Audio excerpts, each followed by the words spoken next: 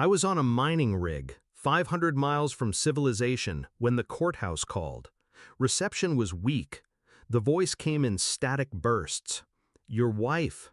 Restraining order. Says you threatened to kill her." I stared out at the Martian red landscape of West Texas, dust swirling like it had something to hide. In the background, I heard my daughter sobbing. "Daddy would never hurt Mommy." Then her voice, my wife's, "Come near us and you'll go to jail." She hung up before I could respond, which was fine. She never liked hearing what I had to say anyway. But what she didn't know, what she never learned to see in me, was that I don't raise my voice. I raise the stakes. And I was already on my way. I drove back in silence. No music, just the hum of the engine and the slow grinding of my thoughts. The divorce had been clean, on paper. She got the house, the car, our daughter every other weekend. I got space. And space makes you see things. How she stopped wearing her ring months before she filed. How she never answered video calls from the living room. How our daughter mentioned a man named Evan, the funny friend who brought smoothies and stayed late to help Mommy work. Funny, I never saw his car in the driveway. But now? Now she was claiming abuse. Now she wanted a protective order, to erase me from my daughter's life. The kind of move you only make when you know something is coming, or when you're trying to hide something that already happened. I didn't go home. I went to a hotel 10 blocks from hers. Burner phone. Cash. No digital trail.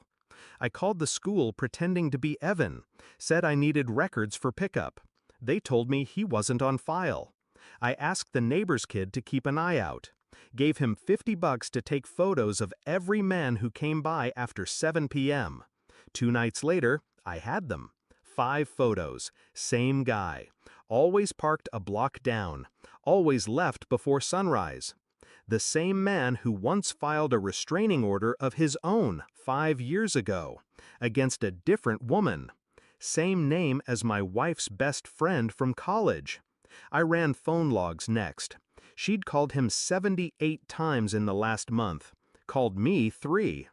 But the final match was the security footage, old stuff I pulled from the cloud.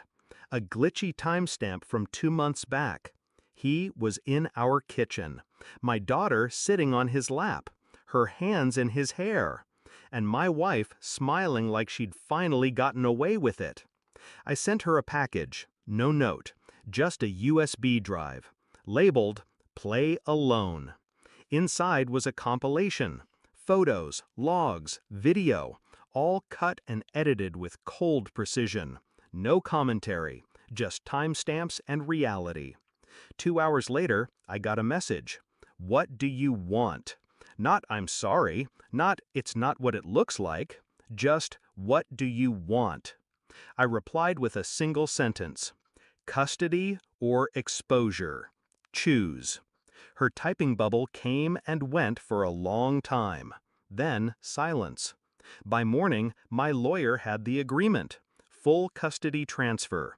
No contest. No alimony demands. No delays. Just a signature. She asked to see me once. Said she wanted closure. I agreed. We met in the same diner we used to go to when we were happy, or pretending to be. She looked thinner, eyes ringed with insomnia. "I didn't want to hurt you," she said quietly. I stirred my coffee. "You just didn't want to get caught." She flinched. "But Evan, he was there." She stopped, tried again. I was lonely. I finally looked at her. Flat, unblinking. "You made our daughter lie to a court," I said. "You told her to say I was violent." She opened her mouth. I slid the custody papers across the table. "She'll never have to lie for you again." Her hand trembled as she picked up the pen. I stood before she signed. Because closure isn't a conversation, it's a transaction. I live quietly now. Different town, same sky. My daughter sleeps peacefully. No more crying when the doorbell rings.